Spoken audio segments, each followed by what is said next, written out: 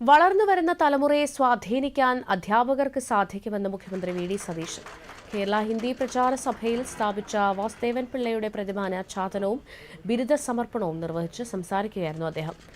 ജീവിതാവസാനം വരെ സ്നേഹവും ബഹുമാനവും കിട്ടുന്ന പ്രൊഫഷൻ അധ്യാപനമാണെന്നും മുഖ്യമന്ത്രി പറഞ്ഞു.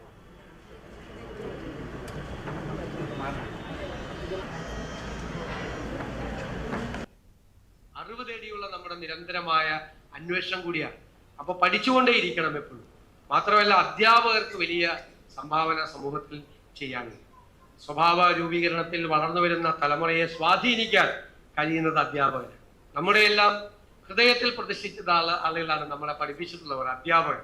ആ അധ്യാപകരുടെ റോൾ എന്ന് പറയുന്നത് വളരെ പ്രധാനപ്പെട്ട ഒരു റോളാണ്. അത് നിങ്ങൾക്ക് കൃത്യമായി നിർവഹിക്കാൻ വലിയ വിശാലമായ ഒരു കാഴ്ചപ്പാട് അതിനുണ്ട്.